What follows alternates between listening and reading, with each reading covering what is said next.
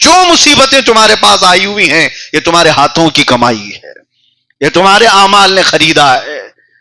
کہ دنیا کا ایک ہلکا معمولی علم رکھنے والا انسان تمہارے ڈیلیٹ کی ہوئی چیزیں لا کر تمہارے سامنے رکھ دیتا ہے، زندگی بھر کے کیے ہوئے بے حیائیاں وہ رحمان کے سامنے جب پیش ہوں گی، کیا کیا چیزیں تمہارے سامنے لا کر رکھ دی جائیں گی. اور قرآن یہ بھی کہتا ہے جب یہ سب چیزیں لا کر انسان کے سامنے رکھی جاتی ہیں قیامت کے دن، فرشتے کچھ چیزیں اٹھا کر کے لا رہے ہوتے ہیں. انسان پوچھتا ہے کیا ہے؟ وہ جمع کر رہے ہیں. سب کو تو اب تک ایسا لگتا ہے نامہ اعمال کا مطلب 4 A4 سائز کے پیج دے دی جائیں گے، 10-12 پیج ہوں گے، اس میں نامہ اعمال ہوگا. نہیں، کتابیں ہوں گی. اور کتابیں کیسی؟ کہاں تک؟ فرمایا کہ جہاں تک اس کی نظر جاتی ہے وہاں تک صرف اس کی کتابیں ہوں گی، اس کے اعمال لکھے ہوئے ہوں گے، فرشتے اٹھا کر کے لا رہے ہوں گے. اور یہ حیرت میں پوچھتا ہے یہ کیا ہے؟ یہ سب کیا ہے؟ فرشتے کہتے ہیں رب تعالیٰ نے دنیا میں جو حکم دیا تھا سب کچھ لکھا گیا ہے، اب پڑھو. جب وہ بندہ کھولتا ہے تو کیا پکار کر کے کہتا ہے پتہ ہے؟ قرآن کی جب یہ آیت میں پڑھتا ہوں رونگٹے کانپ جاتے ہیں. انسان یہ کہتا ہے مالی ھذا الکتاب لا یغادر صغیرۃ ولا کبیرۃ الا احصاها. اے اللہ یہ کیسی کتاب میرے سامنے لا کر رکھ دیا جس میں چھوٹی چیز بھی نہیں چھوڑی گئی ہے، بڑی چیز بھی نہیں چھوڑی گئی ہے، سب کچھ آ گیا ہے. تصویر کا ایک رخ یہ ہے ایمان کا ایک حصہ جس سے تم ڈرتے رہو کہ ہر چیز لائی جائے گی، لیکن ایمان کا ایک دوسرا حصہ بھی ہے. قرآن ہی میں اللہ تعالیٰ یہ بھی فرماتا ہے یمحو اللہ ما یشاء ویثبت وعنده ام الکتاب.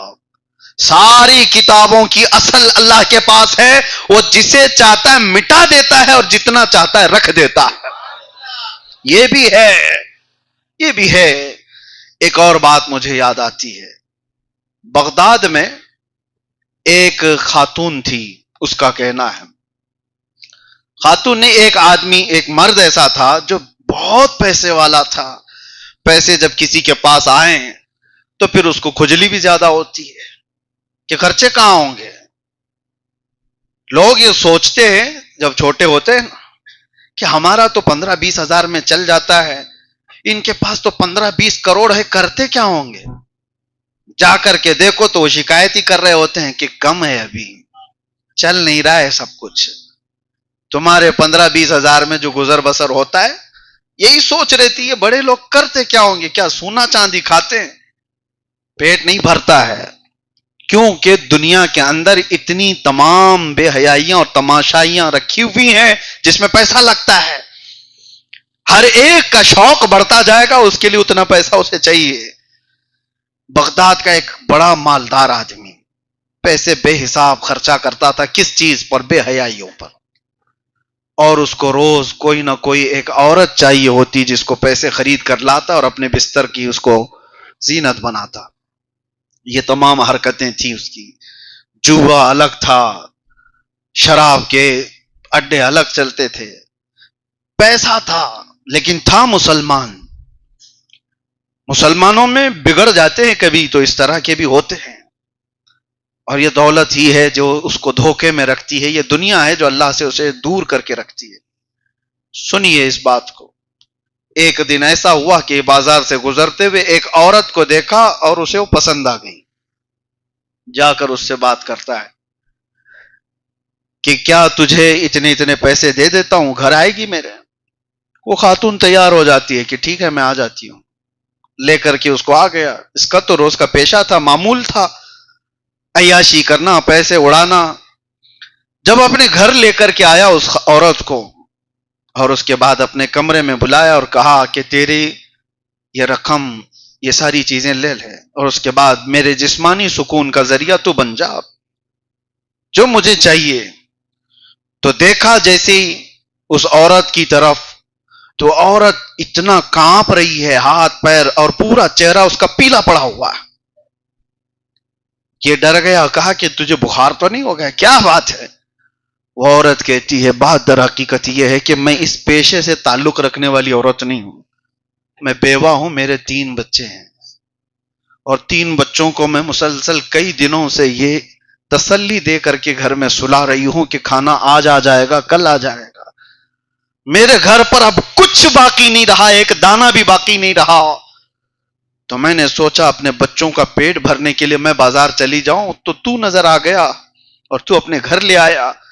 تھوڑی دیر کے لیے میں سوچ بھی لی کہ چلو ٹھیک ہے، ایک بار جسم اس کے ساتھ دے دیا جائے تو بچوں کا پیٹ تو بھر جائے گا، بچے تو کھا پی لیں گے. میں ہمت کر کے آ تو گئی، لیکن جیسے ہی میں اپنے جسم کی طرف دیکھتی ہوں تو مجھے رب یاد آتا ہے. سوچتی ہوں کہ اس کے سامنے میں کیسے اپنا لباس کھولوں کسی غیر مرد کے سامنے. کیا ارحم الراحمین مجھے نہیں دیکھ رہا ہے؟ اس کے دیکھتے ہوئے اس کے سامنے میں اپنے آپ کو ننگا کیسے کروں؟ بس یہی بات ہے کہ کپ کپی آ رہی ہے، جسم پیلا پڑ گیا ہے. بس اتنی سی بات ہے. جس وقت وہ ارحم الراحمین تھوڑی آنکھیں بند کر لے، میں تیرے ساتھ کام کروں. کبھی یہ ممکن ہے؟ وہ نوجوان گھبرا گیا. اس عورت کی آواز میں اتنا اثر تھا. اس نے کہا تو مسلسل کئی دنوں سے بھوکی رہ کر کے اللہ سے اتنا ڈر رہی ہے. میرے پاس تو بے حساب مال ہے، روز میں یہ کام کر کے بھی نہیں ڈر رہا تھا. میرا دل کتنا سخت ہو گیا. اس کے دل پر وہی رات یہ بات اثر کر گئی. اس نے اس خاتون کو جتنے پیسے تھے دے دیا. کہا میں توبہ کرتا ہوں، اس کے بعد سے اپنی راتیں کبھی رنگین نہیں کروں گا. اس کا ایک معمول تھا، وہ اپنی ڈائری رکھا ہوا تھا. لوگ ڈائری بنانے کی عادت رکھتے ہیں، روز کیا کیا ہوا سب لکھ دیتے ہیں. تو اس کا بھی یہ معمول تھا. برسوں سے وہ ڈائری میں لکھتا جاتا تھا، آج اس عورت کے ساتھ، کل اس عورت کے ساتھ، کل پرسوں اس کے ساتھ کیا کیا حالات ہوئے تھے، جوئے میں کتنے جیتا تھا، شراب کیسی پیا تھا، ناچ گانے کیسے دیکھا تھا، سب ڈائری میں روزانہ لکھتا تھا. بھری ہوئی تھی ڈائری. اب اسے ڈر یہ تھا کہ اتنی بڑی ڈائری میرے پاس گناہوں کی موجود ہے، ایک رات خالی اس عورت نے دل بدلا، یہ پچھلا سارا کیا ہوگا؟ میرے مال اور دولت نے مجھے یہاں تک پہنچا دیا. لیکن دل بار بار کانپ رہا تھا. اس عورت کو تو عزت کے ساتھ وہ بھیج دیا اس کے بچوں کو پیسے دے کر، لیکن آ کر کے اللہ کی بارگاہ میں رونے لگا. کہا میں اگر چھوڑ دوں مولا، یہ توجہ بہت سارے لوگوں کے لیے مسئلہ ہے. بہت سارے لوگ یہ سوچتے ہیں کہ اتنا ہو گیا اب کیا ہونے والا ہے، اتنا تو کر چکا ہوں اب بچا کیا ہے. ان لوگوں کے لیے ہے، چاہے تمہاری جان یہاں تک پہنچ جائے تب بھی نا امید نہ ہو. وہ مرد اللہ کی بارگاہ میں کہتا ہے اتنا سب ہو گیا مولا، اب میں توبہ کروں تو کیا میں معاف کیے جانے کے قابل ہوں؟ کتنی عورتوں کو رنگین کیا، کتنا مال میں نے کہاں کہاں بہایا ہے، یہ سب کیا ہوگا؟ اور اس نے سوچا اٹھا کے توبہ کر لیتے ہیں. توبہ کرنے کے بعد وہ ڈائری کو جلانے کے نیت سے گیا. جتنے گناہ کر کے وہ روزانہ لکھا ہوا تھا اس ڈائری کو ختم کر کے نئی ڈائری لکھتے ہیں. یہی حیرت کی بات ہے جو مجھے چھو لیتی ہے بات. وہ جوان وہ ڈائری اٹھا کر کے لاتا ہے تو دیکھتا اس کے پورے پنے بالکل سفید ہیں، کہیں کچھ لکھا ہوا نہیں ہے، کہیں کچھ نہیں ہے. اس کے ہاتھ کانپنے لگ گئے، اس کے ہاتھ کانپنے لگ گئے. برسوں کی میری لکھی ہوئی کہانیاں کہاں ہیں؟ غیب سے آواز آتی ہے، جب کوئی دل ہمیں دے دیتا ہے تو ہم اس کے اعمال بھی صاف کر دیتے ہیں، اس کے ساری پچھلی چیزیں معاف کر دی جاتی ہیں. بے حیائیوں کو بدلو اور اس کے بعد ارحم الراحمین کے کھلتے دروازوں کو بھی دیکھو. ارحم الراحمین وہ ذوالجلال وہ بندوں کے لیے ہے. اور ایک بات میں کبھی یہ بھی اللہ کی بارگاہ میں عرض کیے، اکثر آپ کے سامنے پیغامات دیتا بھی رہتا ہوں، یہی چیز اللہ کے لیے کروڑوں بندے ہیں، ہم سے اچھے لوگ ہیں. وہ جب چاہے متقیوں سے اپنی عبادت کرا لے، وہ صالحین سے اپنی عبادت کرا لے، شہیدوں کی جماعت ہے. اس پروردگار کے پاس کروڑوں نیک لوگ ہیں، لیکن ہمارے پاس اس کے علاوہ کوئی نہیں.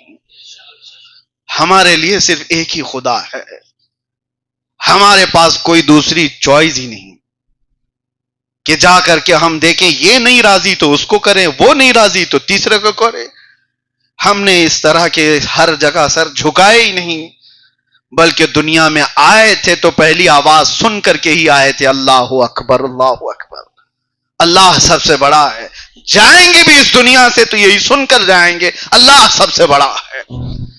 تو آپ کے لیے میرا یہ پیغام ہے، دنیا جو تماشاؤں میں مصروف ہے وہ اگر اللہ پر ایمان نہیں رکھتی ہے تو ان کا دل دنیا سے لگا ہوا ہے۔ تم تو اپنے رب العالمین کی دربار میں جھکنے والے ہو، تمہارا دل کیسے لگ جاتا ہے؟ تم بے حیائیوں میں کیسے پڑ جاتے ہو؟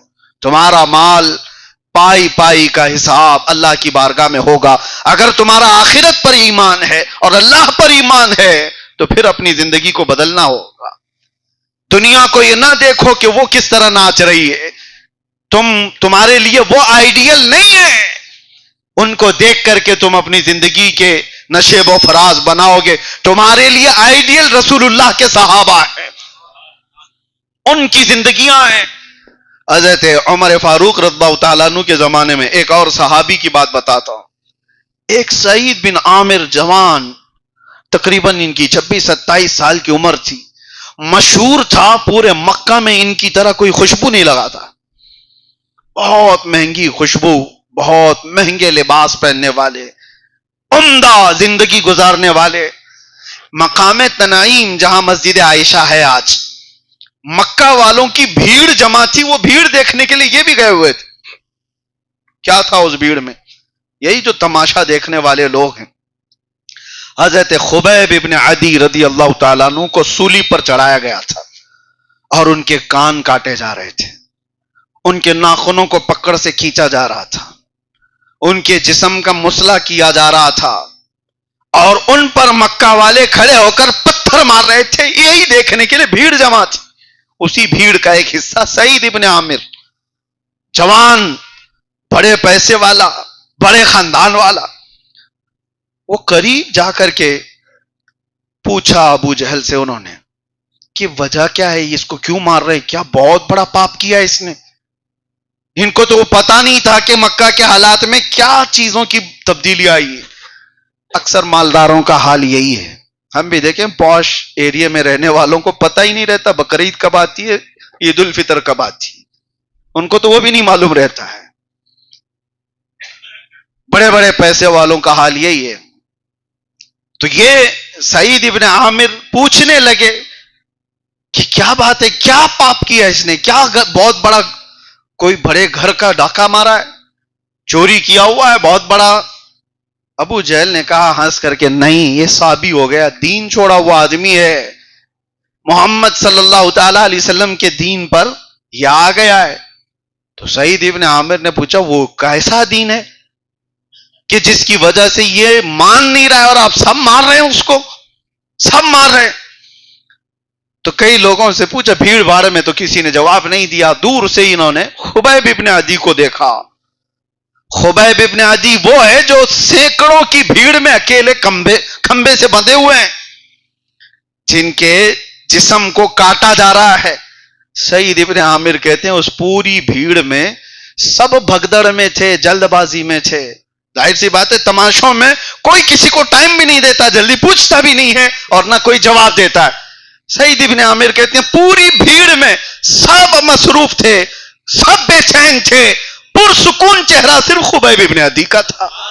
جس کو مارا جا رہا ہے اس پر سکون ہی سکون ہے، مارنے والے تو بے چین ہیں سب۔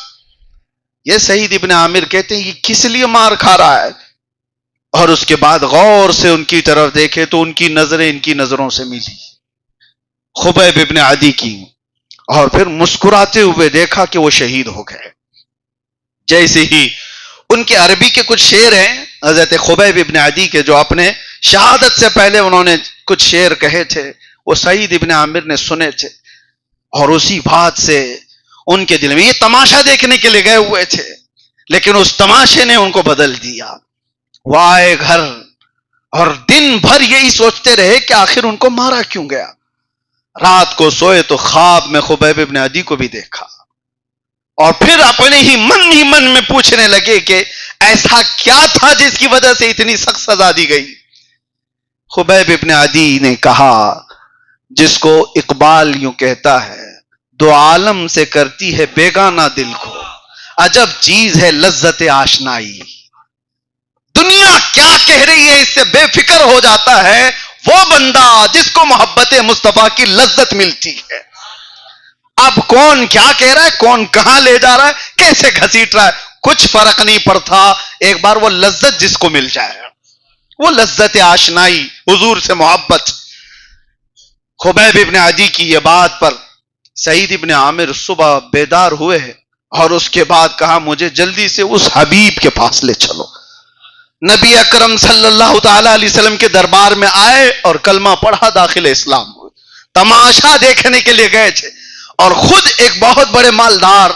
اب سنیے، زندگی بدلتی چلی گئی اور پھر حضور کے زمانے کے بعد صدیق اکبر کا زمانہ، فاروق اعظم کا زمانہ، جب ان کی عمر 40 کے قریب آس پاس تھی، 35-40، ابھی جوانی پوری شباب پر ہی رہی، اس وقت ان کو ملک شام میں کسی علاقے کا گورنر بنایا گیا تھا۔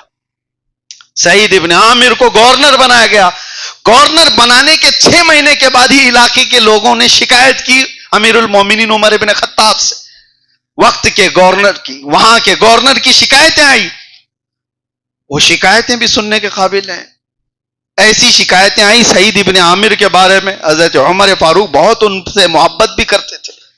کہا، آپ نے جس کو گورنر بنایا ہے وہ تو ایسا ہے کہ جب ہمارے معاملات ہوتے ہیں تو 8 دن میں ایک بار غائب ہو جاتا ہے، کسی کو پتہ بھی نہیں رہتا، چھٹی کر جاتا ہے، پتہ ہی نہیں چلتا۔ اور اس کے بعد دن میں اتنا حصہ یہ ہمارے معاملات سنتا ہے، رات کو اگر کچھ بھی مسئلہ ہو تو یہ دیکھتا ہی نہیں ہے، سنتا ہی نہیں ہے، کچھ بھی نہیں۔ یہ شکایتیں تھی، کیونکہ پبلک ڈیمانڈ تو یہی ہے 24 گھنٹے ہونا چاہیے۔ تو سعید ابن عامر کی ایسی کچھ شکایتیں تھی۔ حضرت عمر فاروق رضی اللہ تعالیٰ عنہ خود چل کر کے آئے معلوم کرنے کے لیے کہ ان کی شکایتیں کیا ہیں۔ تو جب سارے لوگوں نے شکایت کی تو سعید ابن عامر کو بلایا اور کہا، تمہارے بارے میں یہ باتیں ہیں، کیا جواب دیتے ہو؟ وہ سر جھکائے اور کہا، پہلی بات تو یہ ہے، دن میں میں ان کے معاملات سنتا ہوں، پوری رات میں اللہ کی بارگاہ میں کھڑا رہتا ہوں، میرے پاس دوسرا وقت نہیں، اور میں اپنے رب کے حضور جب کھڑا ہوتا ہوں تو انسانوں سے بے تعلق ہو جاتا ہوں۔ دوسری بات، تم 8 دن میں ایک بار غائب ہو جاتے ہو، یہ بات ہے پتے کی میرے عزیزوں۔ وہ شرماتے ہوئے کہتے ہیں اس کا جواب نہ لیں تو اچھا ہے۔ کہا، نہیں، جواب تو دو اس کا۔ سعید ابن عامر کہتے ہیں، یا امیر المومنین، میرے پاس صرف ایک جوڑا لباس ہے، 6 دن تک پہنتا ہوں، 7ویں دن نکال کر کے دھوتا ہوں تو میرا سطر پورا نہیں ڈھکتا، جب لباس دھل کر کے سکھ جاتا ہے تب میں پھر پہن لیتا ہوں، میرے پاس ایک لباس کے علاوہ کچھ نہیں ہے۔ لوگوں کی آنکھوں میں اتنے آنسو تھے کہ سب ٹپکنے لگ گئے کہ عمر ابن خطاب نے کہا کہ تم جانتے ہو جس سعید ابن عامر کی یہ حالت آج تم دیکھ رہے ہو، میں نے مکہ میں اس کی جوانی بھی دیکھی ہے، مکہ میں اس کی جوانی دیکھی ہے۔ ارے یہ جس راستے سے چلتے لوگ کہتے یہاں سے سعید ابن عامر گیا ہے، یہ حالات تھے ان کے، اور مصطفیٰ کریم صلی اللہ علیہ وسلم کی صحبت نے ایسا بدل دیا۔ تماشے کہاں ہیں، بے حیائیاں کہاں ہیں، وہ دنیا کہاں ہے، سب کچھ ختم ہو گئی، وار دی۔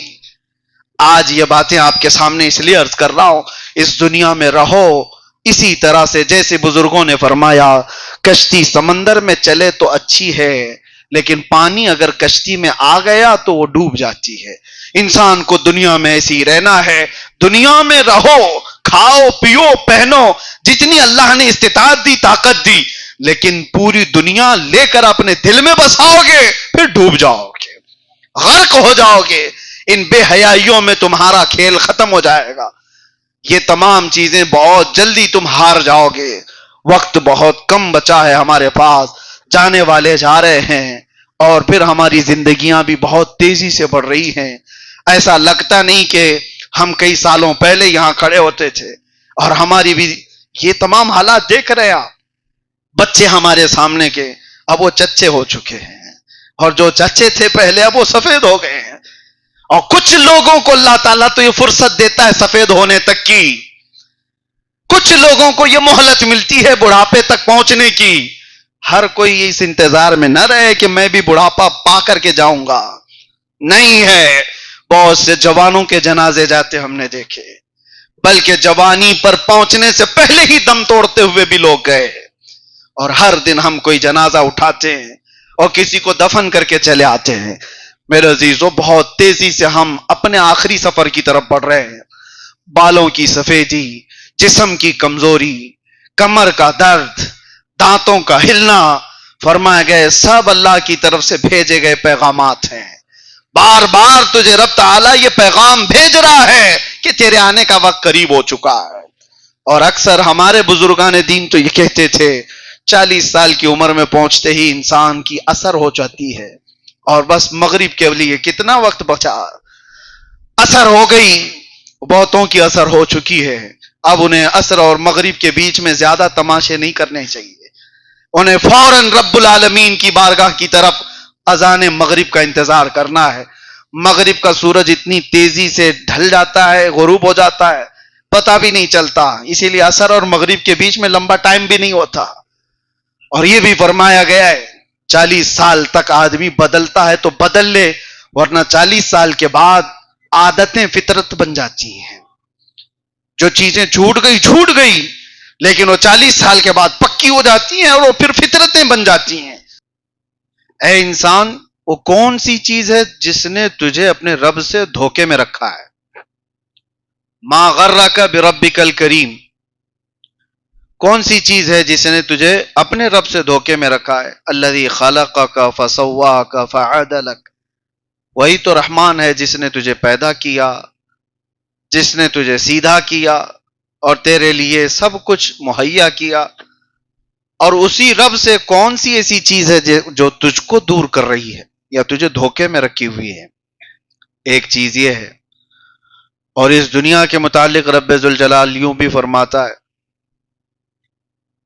کہ اس کا سامان بہت تھوڑا سا ہے، بہت تھوڑا سا ہے، لیکن اس کا دھوکہ بہت بڑا ہے. اور دوسری بات یہ بھی ہے کہ میں یہ باتیں اس لیے عرض کر رہا ہوں کہ قرآن میں ایک آیت ہم نے دیکھی کہ اللہ تعالیٰ یوں فرماتا ہے بل یرید الانسان لیفجر امامہ. اسی پر مجھے کچھ بات کرنی تھی. ایک جو بازار پورا لگا ہوا ہے پورے انسانوں کا، اس میں سے جس طرف نظر اٹھاتے ہیں کھیل کود، تماشے اور لہو و لعب، دنیا اس سے بھری ہوئی ہے. نظارے دیکھنے میں مصروف ہے. ناچنے والوں کی تعداد ذرا کم نہیں ہے. ہر شہر میں، ہر علاقے میں بے حیا لوگ، اوریاں لباس، یہ سب جگہ دیکھنے کو ملتا ہے. کبھی کبھار ہم نظر دوڑا کر کے دیکھتے ہیں کہ ان لوگوں کا ویژن کیا ہے. ہمارے ماحول میں ہم پلے ہوئے ہیں تو ایسا لگتا ہے کہ جوان ہوتا ہے بچہ تو کچھ کمانے کی سوچتا ہے، فیوچر بنانا ہے، گھر بسانا ہے، کوئی جاب لگ جائے، کوئی بزنس لگ جائے. لیکن ان ننگے لوگوں کو دیکھ کر یہ محسوس ہونے لگتا ہے کہ ان کا ویژن کیا ہے، یہ کس چیز میں کمانا چاہتے ہیں. ناچ بھنگڑا، یہی تمام چیزیں. تو بعد میں سمجھ میں آیا کہ سب سے زیادہ تو وہی لوگ کماتے ہیں. وجہ کیا ہے؟ عیاش لوگوں کی آمدنی بہت زیادہ ہے، جسم بیچنے والوں کی آمدنی بہت زیادہ ہے. محنت کش، جفا کش لوگ جو دن بھر محنت کرتے ہیں ان کی آمدنی قلیل ہے. ایک اعتبار سے دیکھا جائے تو گزر بسر کرنے والی، اور ان کے پاس راتوں میں بھی دن میں بھی بے تحاشا مال کی برسات ہو رہی ہے. پھر پتہ یہ چلا کہ ان کا بزنس، ان کا کاروبار جو چلتا ہے اس کی وجہ کیا ہے کہ یہ پوری دنیا تماشا دیکھنے میں سب سے زیادہ عادی ہے اور اس کو انٹرٹینمنٹ چاہیے. وہی قرآن میں اللہ فرماتا ہے بل یرید الانسان لیفجر امامہ. انسان یہ چاہتا ہے کہ اس کے سامنے بے حیائی ہو، وہ دیکھنا چاہتا ہے. اچھے لوگ اگر 4 لوگ یہاں کھڑے ہو جائیں مسجد کے باہر، امام صاحب ہو، کوئی مبلغ صاحب ہو، کھڑے ہو کر کے کہنے لگے آ جاؤ تھوڑی دیر 5 منٹ آپ کچھ اچھی باتیں سن کر کے چلے جائیں، کان نہیں دھریں گے. پتہ نہیں کتنے سارے کام یاد آ جائیں گھر کے. لیکن اگر کسی کا جھگڑا ہو رہا ہو، کسی کی بائک سے ٹکر لگ گئی ہو، آپ کو بنا دعوت کی ہوئے وہاں بھیڑ جمع آتی ہے، کوئی بلایا نہیں ہے، زبردستی کھڑے ہو جاتے ہو. تماشا دیکھنا ہے کہ دونوں کے بیچ میں ہوتا کیا ہے. جہاں کہیں بے حیائی ہو رہی ہو وہاں پہ بھی بھیڑ ہو جائے گی، ننگے لوگوں پر نظر جلدی اٹھے گی، سیدھے لوگوں کی طرف لوگ نظر بھی نہیں رکھتے ہیں، وہ اپنے گردن جھکا کر نکل جاتے ہیں. تو پتہ یہ چلتا ہے کہ انسان کی فطرت میں آئی چیز ہے. بے حیائی دیکھنا چاہتے ہو، اس لیے دنیا کا بزنس بڑا ہوا ہے، وہ عیاشی دکھانا چاہتے ہیں. آج آپ کو پتہ ہے کھیلوں کے میدان میں دنیا کی سب سے بڑی کمائی، فلموں کے میدان میں سب سے بڑی کمائی، وہ کون سی چیز ہے جو دنیا کو ترقی دینے والے کام کر رہے ہوں؟ کوئی فلم بنانے والے، ناچ گانے والے، وہ سٹار ہیں، سیلیبریٹی ہیں. وجہ کیا ہے؟ وہ کیا کام ایسا کر رہے ہیں جس سے بہت بڑی ترقی ہو رہی ہو، انفراسٹرکچر ٹھیک ہو رہا ہو. کچھ ہو رہا ہے؟ کوئی تو ایسی چیز نہیں ہے. وہ انٹرٹینمنٹ بول کر کے کر رہے ہیں. کیا آپ کو مزہ دینے کے لیے ہم یہ کر رہے ہیں؟ گانے والی ہو، گانے والا ہو، ناچنے والی ہو، ناچنے والا ہو، وہ بول کر کے کر رہے ہیں کہ آپ کو تھوڑی دیر کے لیے مزہ دینے کے لیے ہم کر رہے ہیں. تو دنیا کو یہ مزہ دینے کے لیے وہ سارے کام کیے جا رہے ہیں، ان کی کمائی بے حساب. کھیلنے والے یہ دن بھر دوڑ رہے ہیں بیچارے، دھوپ میں، میدانوں میں، ایک فٹ بال پہ پتہ نہیں کتنے کک مار رہے ہوتے ہیں، ادھر سے ادھر، ادھر سے ادھر، 1.5 گھنٹے ناچتے رہتے ہیں، کھیلتے رہتے ہیں. پوری دنیا اس پر جمع ہے. آپ کو پتہ ہے کرکٹ کے میدانوں میں بے حساب کمائی. میں یہی سوچتا رہا کہ یہ سارے لہو و لعب سے اتنا بڑا بزنس جس میں بڑے بڑے لوگ شامل ہیں، بڑے بڑے پیسے لگے ہوئے ہیں اور پیسے نکال رہے ہیں، یہ سب کا بزنس بناتا کون ہے؟ وہی انسان کی فطرت جو بے حیائی دیکھنا چاہتی ہے. بل یرید الانسان لیفجر امامہ، انسان یہ چاہتا ہے کہ اس کے سامنے بے حیائی ہو، تماشے ہوں. اور میرے عزیزو یہی وہ نقطہ ہے جہاں پر میرے مصطفیٰ کریم صلی اللہ علیہ وسلم نے روک لگائی تھی. یہی وہ چیز ہے. اس گندگی کو جس وقت انسان اپنے اندر سے نکال پھینکے گا، ارے مدینے میں بات یاد آتی ہے. مولانا جلال الدین رومی لکھتے ہیں ایک بانسری بجانے والا تھا اور اتنی سریلی بانسری بجاتا تھا کہ لوگ مدہوش ہو جاتے تھے، سنتے تھے. آج بھی لوگ گانے باجے کے پیچھے جو پاگل ہوتے ہیں یا کسی کے گلے آواز کی خوبیوں کو دیکھ کر کے مدہوش ہوتے ہیں، سن کر کے مدہوش ہوتے ہیں. مدینے کا ایک ایسا گویا، اور عمر اس کی ہو گئی تھی 70 کے اوپر، 80 کے قریب پہنچ رہا ہے، لیکن بڑھاپے میں اب سانس لمبی نہیں ٹھہرتی تو سر بدل جاتے تھے. اب یہ حالات بھی تھے، لیکن اس کے ساتھ ہی مدینے کا یہ وہ دور ہے جو دور فاروقی کہلاتا تھا. اب کہاں سے گانے باجے وغیرہ ساری چیزیں، وہ کہیں گلی میں کھڑے ہو کر کے بجائے، کوئی سننے والا ہی نہیں، کوئی قریب آنے والا ہی نہیں، تو کمائی کہاں سے ہو؟ جب بے حیائی دیکھنے کے لیے کوئی آتا ہی نہ ہو تو اسے اپنا دھندا چھوڑنا پڑے گا. بے حیائی دیکھنے والا ہی نہ ہو، انٹرٹینمنٹ کا کوئی آدمی ہے ہی نہیں، تو اس کو تو اپنا دھندا بزنس بدلنا پڑ جائے. مثال کے طور پر ہوٹل کھول کر کے رکھا ہے آپ نے، کوئی آتا ہی نہیں کھانے کے لیے، تو کیا اس کو زبردستی چلایا جائے گا؟ نہیں. جب گراہک نہ ہو تو آدمی کو بدلنا پڑتا ہے. دنیا انٹرٹینمنٹ کے میدان میں بہت ترقی کے ساتھ آگے بڑھ رہی ہے، تو اس کا مطلب ہے کہ بے حیائی دیکھنے والوں کی تعداد بھی بڑھ رہی ہے. بے حیائی یہ زیادہ دیکھنا چاہتے ہیں. اور آپ کو پتا ہے انٹرنیٹ کی دنیا میں سب سے زیادہ پورن سائٹس کمائی کرتی ہیں، لاکھوں کروڑوں میں نہیں، وہ اربوں ڈالر میں کمائی کرتی ہیں. اور انٹرنیٹ کا جو یوز کرنے والے کنزیوم کرنے والے لوگ ہیں اس میں سے اگر سارا ڈیٹا نکالا جائے کہ کتنا زیادہ کون سی چیزیں یوز ہوتی ہیں تو 70% بے حیائی دیکھنے میں خرچ ہوتا ہے. بلکہ اس سے بھی زیادہ کا ڈیٹا ہے. میں بات کر رہا تھا اس گویے کی جو مدینے میں بانسری بجاتا تھا. ایک دن ایسا ہوا کہ لوگ اب کوئی سننے والے ہی نہیں رہ گئے, کھانے پینے کے واندے ہو گئے. کہاں سے کھائے, کہاں سے کمائے. اور تھکا ہارا وہ بندہ جنت البقیع میں آیا قبرستان. رات کا وقت تھا, اپنی بانسری توڑ دیا. کہا کہ اب میرے گانے سننے والے لوگ ہی نہیں رہے, اب بانسری بجانے کا کوئی مطلب ہی نہیں رہا. توڑ کر کے پھینک دیا. لیکن ساتھ میں یہ روتے ہوئے عرض کیا کہ مولا میرے بڑھاپے پر رحم کر, میرے اس بڑھاپے پر رحم فرما.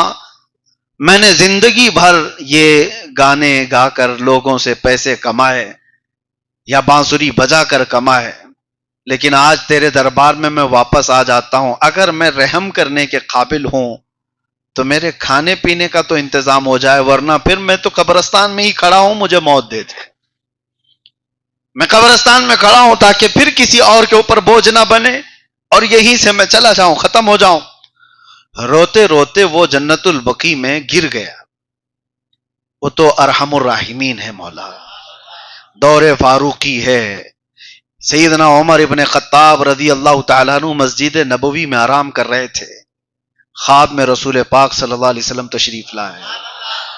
کہا عمر اٹھو جلدی اپنے گھر سے کچھ کھانا پانی لے کر جنت البقیع میں جاؤ, اللہ کا ایک محبوب بندہ وہاں پر بھوکا ہے, اسے کھلا دو.